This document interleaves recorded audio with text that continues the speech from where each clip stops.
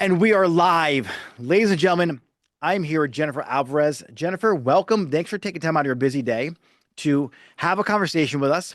Jennifer, for those of you watching right now or listening, she is a salon owner. She is a coach, an educator. Jennifer, take my fans into a little bit of who you are and what do you do in the industry. Love your content, by the way. So if you guys are watching, pause, click the Instagram, and follow Jennifer. But Jennifer, let us know a little more about you. Thanks so much for having me, Nick. Appreciate it. This is so much fun. So, I've been in the industry now since 2002, and I have had the opportunity to be trained by so many great mentors in my life.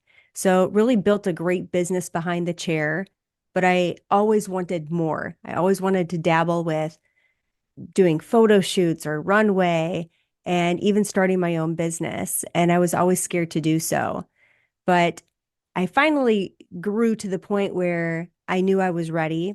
And it was 2016. And I started a salon suite and I hated it.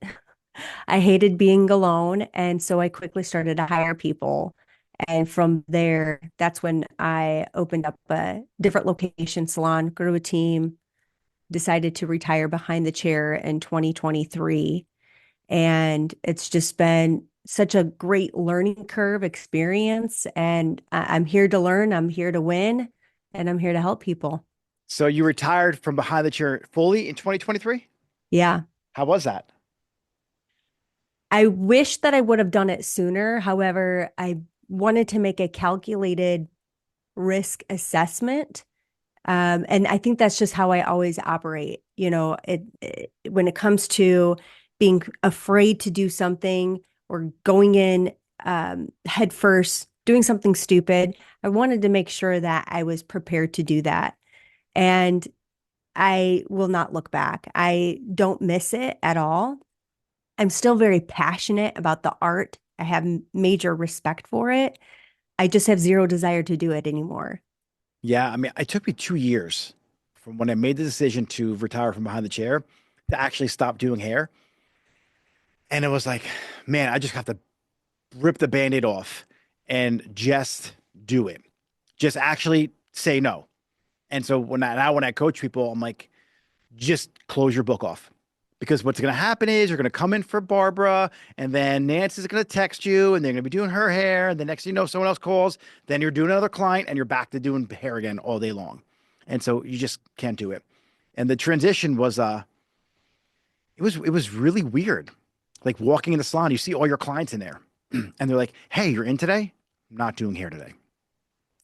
You know, I love that though. When I walk into the salon and I see customers that I've seen for like 15 plus years in a chair of one of my team members, my artists, I am so fired up about it. I oh, it's the love best that. feeling, yeah. I love that. But I And when agree they with love their you. hair. There was definitely a transition of who am I? What do I do now? And it definitely has evolved since I stopped doing hair behind the chair. But there was a weird period of I'm not certain who I am because I identified so much as the hairdresser, Yeah, the artist, right? the artist. Yeah. Yeah. And it's funny, like, what am I gonna do when I stop doing hair? There's a lot of shit you can do. Like, there's so much that needs to get done from the leadership, from building the business to building the brand. And it's funny because we're both in the same program. We both work with Dan Martell, and we're both trying to learn how to buy back our time. And I see Jennifer on the calls all the time, brilliant questions. And it's like, all right, I bought my time back. Now what? Now it's time to grow the business and really build the team. And so for owners who sit back, like, I'm going to stop doing hair, and then you stop doing anything in regard to growing your salon, that's why you weren't successful once you stopped doing hair. Because you need that time dedicated to really pour into the people and build the team and educate and listen to your team. And when you're just taking off from behind the chair and now you're going on vacation and you're staying home and you're doing all the fun things like you would when you're retired. Well, guess what? You're not retired. You just stopped doing hair. Now it's time to be the business owner. And I just had a conversation with somebody and she's making the transition now. And she's like, I have all this free time. I'm like, well, what are you doing in the salon? Are you popping by at all? Not really. And she like we talked about you have to go in there and like show your presence because that's the mistake that I made. Like when I started growing the coaching business I have and all the other salons, I started neglecting my team who I built up from scratch and my presence now in the salon because it's like I have a pretty big personality. I'll hide your color bowl from you. I'll like move your lunch around. Like I'll do a lot of fun shit in the salon. And that energy now isn't in there. And so you still have to fill that void because when you completely take yourself out of it, they're going to miss you. Like you're still part of the team if you're an owner like I was at least. So when you first made that transition, like how did you make sure that your presence was still felt and your standards are being met? What are some of the tips you have? That was definitely a learning curve. And it is always, once you have a system in place, you know this, Nick, that it's only going to work so well for a certain period of time because you're going to grow out of it. You're going to grow out of that system. So as we continue to grow, we were learning about how to communicate. When I'm not at the salon, how do we communicate about things that they may need, whether it's attention, my time, they need products, they want something. And to figure out how to communicate so I don't feel like I am getting balls thrown at me all day long of something that they want, yet still protecting my time to focus on the systems that we have in place. How do we navigate and expand on that? Hmm. And marketing, networking, and understanding that as a salon owner, you need to be the face of your company as well. Yeah. So I would say figuring out ways that you can communicate. We communicate on Slack daily. I'm in that app all the time, and we have structured it of different channels that we use very frequently and where people can find answers and solutions. I'm such My not a goal, Slack though, person. was that I'm such not a Slack person. I you're, have a you're not? one of my other coaching programs. I mean, they use Slack. Love you, Tom, by the way, but I just don't like Slack. It's the user interface and the user experience. It just I just don't like it. I like Basecamp. I use Basecamp instead, but and I have to just dive into Slack one day and like learn it for my brain because it's so powerful. Like there's such cool channels and things you could do in communication wise in Slack that just makes it such a powerful tool. And it's funny that you say that because I'm definitely the type of person, I love technology. So I just want to get in there, I want to figure it out. And I'll jump from one technology to the next. And for this particular piece, I'm like, just live in it because I was looking at Monday.com and ClickUp and Kajabi and all these other different platforms that one costs money and two, a whole nother learning curve that not only I have to learn, but now I've got to Team. train management, virtual assistants, my entire team of how do we use this? And so this year for sure, my word is light and I want to keep things as simple as possible. So I'm not gonna jump ship. More so, how do we just really lean into this to help better our communication skills? And that being said, not just technology, but like me as a leader, I need to know how to effectively communicate with my team. Like, how often do we communicate? What does that communication look like? How do I make sure that even though I may not be at the salon often, that they still feel seen and heard? That's really important. And it's something that I'm always working on as a leader. How's your team when it comes to Slack? Or you're because I'm a tech junkie too. And I'm always like, hey guys, found a new app. They're like, oh my God, not another one. And it's like, I'm not gonna give it to you yet, but just to let you know, if you want to try playing with it, I'll send you the invite. And because they are like, just text me. I'm like, no, but that's we have to do more than that. And so Yeah. for my stylists, like that's very basic. Leadership is great. Like they're on board for whatever I want to do. But just a collective collaboration between your team, right? The stylist in the salon. Do you use Slack for that as well? Oh, we use Slack for everything, Nice. everything. And we try like when it comes to texting, we've got a dream team text message thread, but on that we keep things fun, like Merry Christmas, Yeah. Happy New Year, Happy Birthday. Does anybody want to go out to eat for dinner? Like we want to have that personal texting Mhm. just for fun.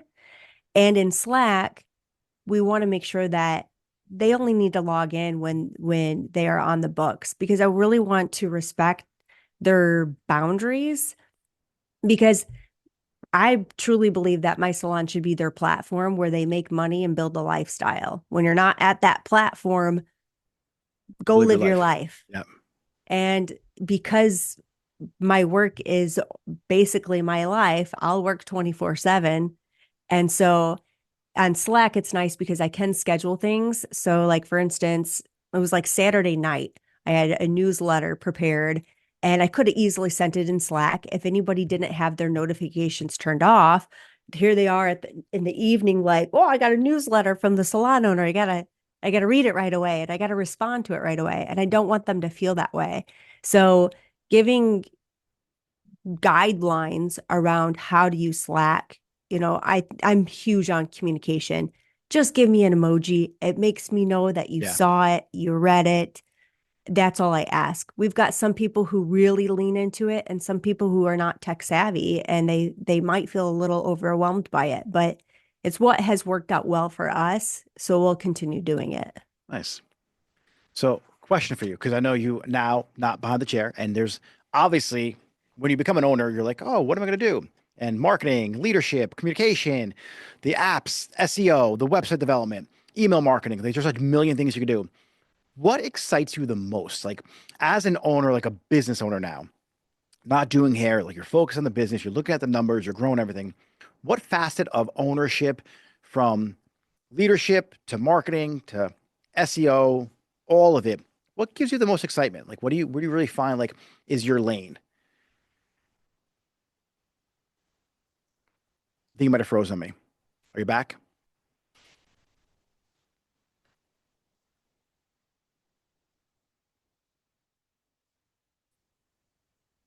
Did you hear me? Yeah, Okay, cool. You just froze for your answer, I think. Did it you hear says my question? yes, I did. Okay. Um, so I would say I get really fired up and passionate about creating something from nothing, such as this is where like this tech nerdy side of myself comes out, where I'm like, if I can connect this platform to that platform and create some automation where people instantly get a message, text message, and then we've got our virtual assistants in to help out with this marketing funnel that we have in place, kind of orchestrating all of that together really gets me fired up. And I also love creating different graphic design visuals that help make the system or the process of it more understandable.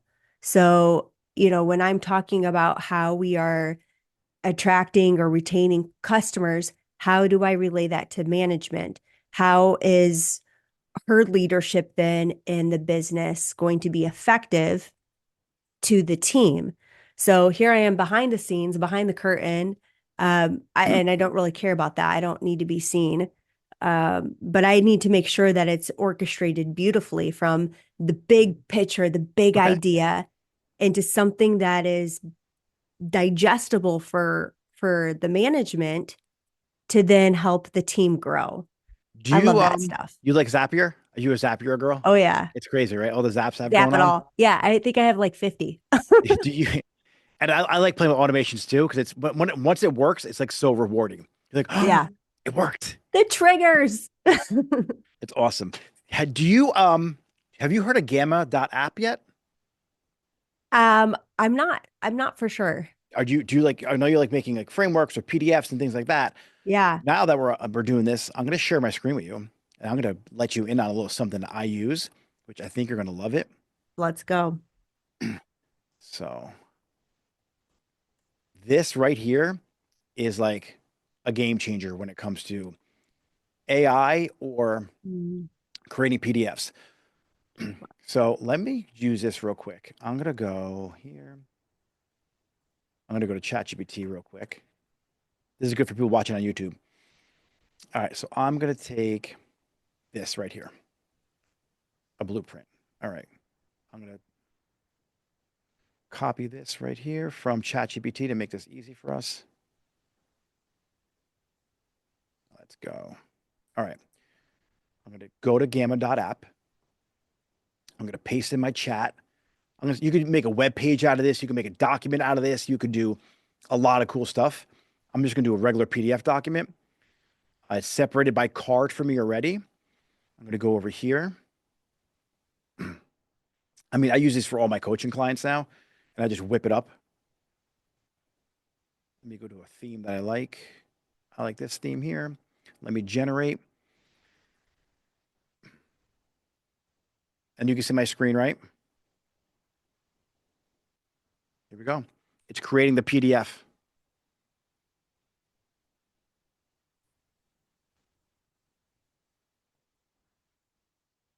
Do you see that as it's going for you?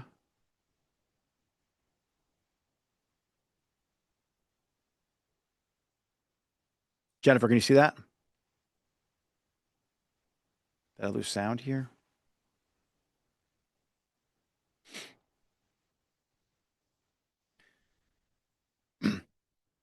And I lost her. All right.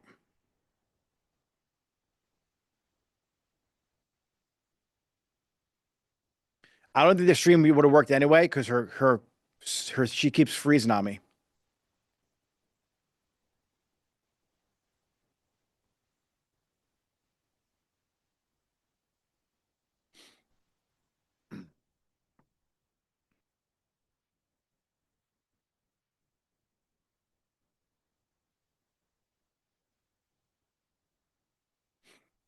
I think I lost you. All right, you're back. All right, We're cool. back. All right, good. Here, let me show you. Did you get any of the AI going? Yeah, so you copied and pasted, and then you were putting it in Yeah. So this creating a Gamma tool. dot A, this created this all through AI for me. Laying the foundation, step one, step two. So you can create a quick PDF for people on your team based on your notes as like a fun, easy to follow recap. And you could just go in here and like change out the image to like Salon owner reviewing financial report. And you could change your AI images and change what kind of picture you want to upload. Go to the web and look for it. You can pick different types of AI platforms to use, like Imagine or go to Playground and generate. And so, Cool. literally, in minutes, you created a full blown PDF for the thing you're teaching. Interactive, you can add videos in here. You can add a jot form or some kind of other form. So, if I wanted to add like a Google form, charts, diagrams, where are my forms at? Forms and buttons. So, you can add either an Airtable, a Google form, a type form, throw it right in here, and then you put your type form URL. And so, you can make really fun interactive stuff for your team and get feedback on them. Love that. So That's this awesome. that particular tool has like changed the way I teach. 'Cause I like using an iPad and drawing and doing that, but I'm such a messy writer that it's hard for people to follow along with me. And so I just use that and spit it out. And now whoever I'm teaching or coaching or whatever I'm doing, I have a PDF to go along with it. Because PDFs are painful for me to create. Yeah, I love that. I definitely use Chat GPT often and Canva. I use Canva for everything. Canva, I'm getting really, really good at now. I usually hire a virtual assistant. So I want to touch on virtual assistants now because you Yeah. brought them up, VAs. I've been using them since like, I don't know, close to 20 years now.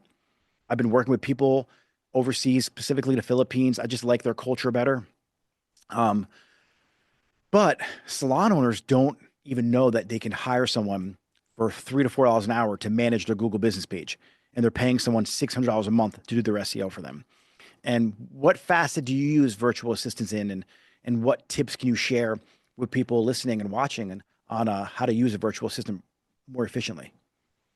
Yeah, so I kind of stumbled upon using a virtual assistant, and it was because a challenge that we were facing, which was we didn't have a front desk person. We don't even have room in the salon for a front desk. And it started back when I was doing hair behind the chair, started to grow a team. I think maybe there was like maybe two or three people at this point, Mhm. and the phone's ringing. I can't pick up the phone. I'm doing a haircut or I'm teaching or I'm in the middle of payroll. There was always it was a distraction for me, yet the customers needed to be taken care of. And so I quickly was like, somebody's got to answer these phones and book these appointments for me because I don't have time right now.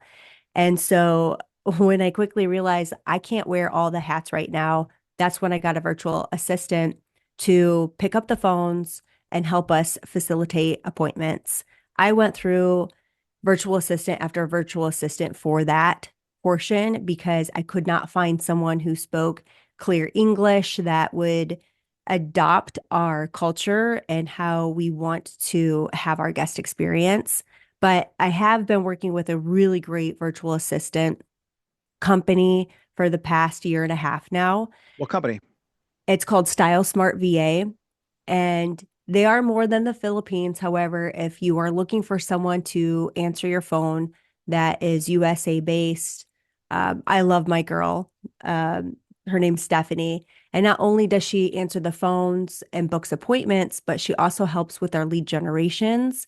And she also helps out with our staff as well. I always tell my team, act as if this is your personal assistant. You're running behind, you need somebody to reach out to your guest. Stephanie's going to do that for you. And so, it's inevitable that customers are going to be texting your team or sending them DMs. I don't want them taking care of that. Like that's not what I want them to do. I want strictly the virtual assistant to be able to handle that, and she Nice. does. And the team loves her. She's fantastic. Um, I think someone just brought them up to me like a week ago. Style Smart. yeah, they're great. I really, really like working with them. They're fantastic. And then I just recently hired another virtual assistant, same company, just because I've established that relationship and I have experienced bad virtual assistants where they would answer the phone and my customers hated it. It was like a bad guest experience. It was not good. And so I think because I had dealt with that pain, I'm like, no way, I'm not going anywhere else. I've had a great experience. Customers love them, the team loves them. And this is more so for people who are client facing Yeah. versus like if I needed somebody to maybe create PDFs or do the SEO, I probably could have someone in the Philippines. And they are, yes, very affordable. It's a challenge though, finding the right people. Like once I found Marfi, my girl, like she's on full salary. She gets paid every week, no matter what she does for me. Yeah. And she's available. She helps. I now have her. She has three VAs that I hired for her. And Oh, so wow. when I find a good virtual assistant, like I help get them support. So then I can give them more work and they can delegate. They know my language. I just deal with her. She deals with them. And so Yes. I that's what I start doing is I start buying back my virtual assistant's time with other virtual assistants, and it's great. And she runs efficiently. It's cool because she's like, hire this girl. I like her. Let's keep her on. Or this Yeah. one's not really good. Let's cut her loose. And I trust her. I'm like, all right, cut her loose. That's it. We're done with her. We're done with It, him. it's definitely a learning curve to figure out for myself, anyways, Nick, I need a return on my investment. If I'm going to spend money, I want to at least make that money back or make more, right? That's always my goal when I'm hiring people, right? Because this is an expense to my business. So I always want to tie what they're doing to some type of KPI and be able to track that report, measure it to see, I'll spend money all day, $1 million if I know that I'm also going to make more than $1 million back, Yeah. right? That's the name of the game with money is how you spend it in your business. And that's why owners are so frugal and they don't grow because they're afraid to spend and they're not looking at the return on investment they can actually get or the opportunities that investment will create for them or the time they get back by paying a person to do things that don't excite you and that is a $15 an hour task when you can be making 300 an hour behind the chair. And they just don't like, I don't want to hire an assistant because it's going to cost me $16 an hour. Well, why don't you teach the assistant how to blow out hair and do things around the salon so she could charge clients and then there's no expense for that person for the day. Because if you hire an assistant at $100 day rate, let's say, she does three blowouts for you at $35 a blowout. Guess what? She costs you nothing for the day. She's getting experience. She's helping you out. Like, so people just have the wrong belief system when it comes to spending money on a team. And owners, especially people who are like yourself, who started in a suite, and then you open up to a salon, you need people, but you're like, "Oh, how can I afford them?" Well, then you're going to drive yourself crazy because now you own a salon. It's not just you anymore. You have to help a team of people become successful, and you need leverage for that. And either you're going to have to hire more people, or you yourself have to pull on a long enough lever to get momentum, and that takes a lot of time to get there. And so, to time collapse your journey, building a team is the fastest way. Yeah, 100%. And, it was always my initiative to train and help people. I never wanted to be solo. It kind of just happened that way in my career journey. And I think that's really important when someone's like, should I open a salon or not? It's like, do you want to help see people succeed? Like, you can't be fearful of that. You can't feel threatened of that. Like, if you have that passion, desire, mentality of, I want to see other people win, and you don't feel like threatened or competitive of that, then going into salon ownership is a good role. And you know what's interesting, Nick? And this has been a common conversation that we've had in our industry, but I have been seeing more of it in different Facebook groups, is how salon owners have been burned, right? Not every hire is a good hire, right? Like, some people are just shitty people. And, I think that when you experience those things, it leads to burnout at times, because you have to dust yourself off and keep moving forward of the big vision, the big picture. And I've been hearing so many people saying, like, I'm tired of investing in these people and training them, and then they just leave. What do you say to people when, it's not, you don't want to dismiss someone's feelings about that, Hmm. but Yeah. don't Well, play the victim here. yeah, of course. I'm like, well, what's your process in hiring? Are you hiring the right people or the wrong people? Because if you think you're hiring the right people and your process isn't broken, it evidently is, because they're leaving. And so it might be the wrong people. And if not that, because I always go people process. And I'm like, well, then what's the process? If your culture is so good, so supportive, and you have your weekly touch points, bi-weekly touch points, monthly, quarterly, whatever you do, how did you miss this person wanting to leave or they were unhappy? Where did that go sideways? Because if you're communicating, if I'm like, hey, Jennifer, how's it going? Every month we do a meeting, every quarter in depth. I'm going to be asking the right questions to be like, hey, maybe you want to open up a suite. Maybe you want to own your salon. Let's see what that looks like, maybe doing it together. And if not, let me help support you along the way. That way I'm not blindsided by it. And for every owner out there who gets pissed when a stylist opens a salon, like, that is the most ridiculous thing I have ever heard, because you yourself at one point left the salon to open up your own business. So how do you get Mhm. mad at that? Like, Yeah. I had a partner years ago, and he was upset that a group of people left, or just two girls left to open up their own salon. I was like, yeah, but we did that. Like, support them. And now I'm friends with both of those girls, and I'm out of that partnership. But I had I have people come to me all the time that they want to open a salon. Cool, let's do it. Let's collaborate on education, buy products together. If I'm overbooked or oversubscribed, I'll send you people. If there's a challenge and you need another person's opinion, call me up. Let's figure out a color correction together. And when I did that at my Florida location. When I first moved down there, I went door to door, knocked on every salon's door, said hello, introduced myself, and I created friends. Some people did, like, they were like, "Why are you in here? You're a salon." And this one salon, they send me stylists when they can't fill them anymore because they're booked now. Like, every chair is full. Clientele they send to me, and vice versa. And so, because of that relationship and because of not having a scarcity mindset, I mean, I would say 30-40% of my business is because of them. Because I don't live I in love Florida. that. I live in New Jersey. I have my partners down there, and she runs that salon very well. And it was like, why are we fighting each other? I believe in good competition, don't get me wrong. But there's enough people on the planet that you could probably do somebody's hair without, trying to tear everybody else down. And so Yeah. for an owner, it's like, what if you build them and and they leave, what do you do then? I'm like, well, what if you build them and or what if you don't build them and they stay? Or what if you Right. don't pour into this person and now next thing you know, your reputation at the salon is like you're a shitty salon. Like you don't win either 100%. way. So yeah, just get out of that mindset. Create a culture in your salon that makes people not want to leave.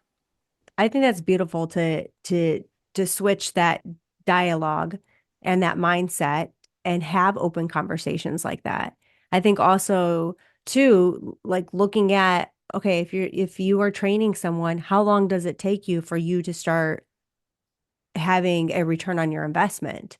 Is it really long? And in what ways could you shorten that so you're able to say, I'm going to make a good investment? Like our team is an investment. We invest in them. There And are I always, clients. or Like you can't yeah, let, yeah. I always tell my team too, I'm like, I work for you. It's not the other way around. Owners And, don't get that right. and, well, and I always tell them, when you win, I win. If you're not doing well, then I'm not really doing well. And I'm a winner. So I always want to pull that out of them of like, come on, I'm here to hold you accountable to the things that you say you want to do in your life. Yeah. I mean, it's funny because when you look at them as an investment or you look at them as clients, we fundamentally, as business owners in our industry, don't look at recruiting or hiring in that facet. And for me, if you're going to spend money on ads, I'm going to spend money on bringing in top tier talent, a great hairstylist, because you get a return on that investment. If you could run an ad and your cost per acquisition is $35 to convert a potential stylist to come work in your salon, and they average book is like 3,500, that's amazing. $35 to get a portion of 3,500 if you're a commission salon or even if you're rental, it doesn't really matter the business. So why are you not paying for ads Hmm. for stylists? Yeah. They just every owner's like, "Oh, should I do that?" I'm like, "Should you? Why wouldn't you do that? If you have 10 chairs you have to fill, first obviously get your culture, your core values, your all that aligned in check. So, when you bring them on, you don't lose them. But at a certain point, hey, let's dump some money into this. Let's attract people. Why don't you host an event, host a class? Because if you host an event, it costs you 2 grand to host the event at your salon, and you convert 5 strangers into staff members that actually do hair, the event more than paid for itself over the next couple of weeks. And so we have to, 100%. yeah, we got to start thinking like that as owners. Yeah. Looking at your money differently of what you can do with it. Yeah, 1,000,000%. And I think we hold on to it because, especially if you don't do hair behind the chair anymore, you're like, oh, you really have to like be conscious of your finances and your budget because if you do hair, you can just hop behind the chair, do a couple extensions, bang out a $5,000 week, and now you replenish that money again. But as an owner, you don't do that anymore. So I think a lot of times you get into that scarcity mindset when you start Mhm. realizing, wow, I'm not doing hair. I don't have that extra income coming in. And you're relying on the business now to fund your life and really give you an income. And so people are very scared by that. And so when you're playing with scared money, you don't really ever make any money. You make the wrong decision. It's not really that rational because it's from a place of scarcity and no one's Mhm. really lived there. So Yeah. now, what do you teach in terms of your program and like how do you help people and how'd you get into that education arena? So I have been in the education world for quite some time, and it started out first with technical. So I used to do hair with a coage, go to the shows, Okay. and I was always really into updos or makeup, teaching the technical skills. And it wasn't until I actually opened a business that I was like, holy shit, only 20% of this is actually the technical. We got to know more about business. And so I combined them together and I was teaching different classes of bridal and business because that was really how I started my company was having launching a bridal business. From there, especially now that I'm retired behind the chair, now it's all business. I do sometimes I'll do a bridal class for fun, but I think as I have removed myself from that area and really into the business aspects of it, I'm finding this new passion, this new interest when it comes to technology, when it comes to every little detail of your business. Because when I started out, I knew nothing. I really knew nothing. I knew how to do really good hair and how to take care of my customer. But when it came to the back end of what do I do with the cash flow? Or really, let's be honest, what is cash flow? Yeah. Starting out the salon suite, I was like, I don't know. I'm just doing hair. I think I know what I'm doing. I instantly invested in my education. I've hired plenty of coaches, Nina Tullio, Cunity, High Performance, Stacy Tuschel, now Dan Martell. I've had numerous mentors throughout my journey of what I've gained since then that I've really compiled it all together that makes sense to me. Yep. I, when I started to learn all this business stuff, I'm like, I don't get it. I don't get it. Everything just felt heavy. It felt so hard. I did, I was What's trying the to like, opposite of being artistic? yeah, I was like, I'm doing HTML coding right now, trying to like put my website together. I'm like, okay, this Jen, come on now. This is dumb. And so it took a lot of time. I think everybody has their own journey that they have to be on to get to where they need to be. And so I didn't exactly enjoy that journey because it was painful. I'm up to like 1 in the morning trying to fix a broken link on my website. Like this, trying to Google this. And this was before AI, right? How great. Imagine ChatGPT 15 years ago. Oh my My God. life would have been easier Yeah. for sure. But still, I mean, you still have to give prompts. You still have to Yeah. read the instructions and, okay, what do I do with that information? I think we're so good using AI because we have the reps in for without it to know how to prompt it properly because we know the language to input in ChatGPT. And so when people tell me, oh, it sucks, it doesn't really do what I want it to do, I'm like, what are you telling it to do then? Like Yeah. we know what to ask it because we put the reps in back then. So yeah, you're right. It's a good thing we had those experiences because it just makes us better versions of ourselves today to use Ugh. these tools. And I just think that the way that my mind works is just a little bit different. I feel like I absorb the information differently. I want to see it colorful. I need to, like look at my calendar back here. Yeah. I need to see like big picture ideas of how does this all make sense, even to the smallest little thing in my business. And so it wasn't until most recently that I launched a coaching group, and I was actually pretty resistant to do it. Dan pushed me Yeah, I've seen the calls. he pushed me to do it, but I'm just so passionate about it. I've had a podcast since 2019 and I've been doing it because I love it. I love helping people. I wish that somebody stepped into my life and said, "Hey, let me help you. Let me help you get to the next level because you have it in you." And I feel like I'm the type of person that I see that out of certain people that I'm like, you're going to go far. And if you just have the right strategies in place, the right mindset to go there, then, like just expand your life on how you want your business to be. So Yeah, we that's what actually, coaching is. It's you're yeah. giving it the directions on how to get somewhere, where to make the turn, and where you made the turn. Hmm. So it's that like people who are like, oh, I don't know about the investment. What are you going to do otherwise? Waste 10 years trying to figure it out, or paid at 8 grand or 5 grand or whatever it Yeah. costs to time collapse that journey. If, It's if, if, if you never had coaching before, that's why when I talk to people in the chats typically, and I'm diagnosing people's problems to see if I can help. If they've never been coached before, I typically don't like to work with them. I want them to go somewhere else and see what else is out there because of how valuable the information is that I give. If you don't understand how to be coached and how to receive information, it usually doesn't work out. It's just so much work on our end. And so go yeah, try this other program, go take that course, go do this, and realize that it's just fluff and that it's going to be work. And so here's the directions. Like you could have Google Maps, but if you never get in a car and start driving and taking advantage of the directions that you have, you're not going to get there. You have to put the work in. So 100%. yeah, I mean, I hired a ton of coaches. as well as you. And I think like I probably could have figured out eventually. Yeah. It would have been so much more painful though. And it's like that one nugget, like especially when you're listening to Dan or like another coach of mine, Tom, or I've been at Tony Robbins' business mastery event. It's like you have that one speaker that says that one thing that you're like, shit, that's what I was missing.